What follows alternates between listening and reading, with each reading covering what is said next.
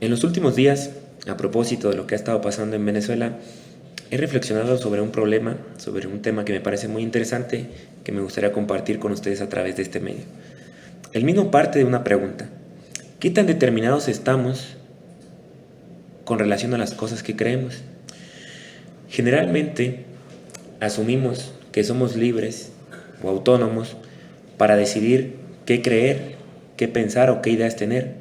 Pensamos que cuando emitimos una opinión, esa opinión es nuestra, nos pertenece, y que su origen no está más allá de nuestro propio pensamiento. Sin embargo, ¿qué tan cierto es eso? Los sociólogos, más bien, han encontrado que en buena medida sucede lo contrario, es decir, que el orden social, la sociedad en su conjunto, termina por tener un papel preponderante en la creación e incluso imposición sutil de las ideas, creencias u opiniones que tienen los sujetos. Max Weber decía que para comprender este conjunto de creencias no se puede dejar de lado las condiciones económicas o políticas o históricas en las cuales se encuentran inmersos los individuos.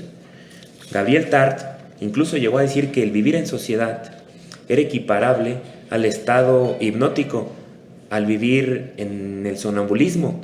Decía que vivimos como en un sueño en el cual no tenemos más que ideas sugeridas que asumimos como espontáneas o como propias. Agregaba además que el sujeto, el individuo, no es más que producto de la imitación. ¿Por qué esto es importante o interesante? Porque para la política esto no es ignorado. De hecho, el influir en las creencias colectivas ha sido una de las herramientas más útiles y más eficaces para legitimar las pretensiones de poder y dominación. Por ejemplo, en plena Guerra Fría se transmitió una película en donde un ruso era derrotado de manera heroica por un estadounidense. Necesariamente eso tenía una intención.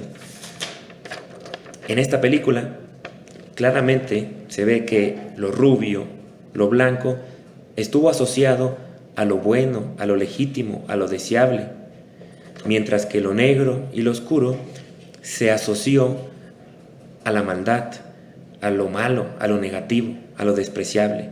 Ese es el punto. ¿Cómo están influenciadas nuestras interpretaciones de la realidad? ¿Cómo están influenciadas el significado que le damos a las cosas? Por ejemplo, ¿qué significado le damos a esta imagen? Seguramente terrorismo, a pesar de que se trata de una manifestación palestina. ¿O qué pensamos de esto? Genocidio. No obstante que el símbolo tenía una significación totalmente opuesta antes de ser utilizada por los nazis. Y a propósito de lo que vivimos, ¿qué significado tiene esto? El dictador tropical que ha coartado los derechos y que incluye la mala prensa para su sucesor. La pregunta aquí es: ¿qué tan autónomos fuimos para poder asignar significados negativos a estos hechos y a estos personajes? Y por último, dejo como reflexión una frase que me parece que encuadra muy bien en esta discusión. A nosotros nos hacen amar al opresor y odiar al oprimido.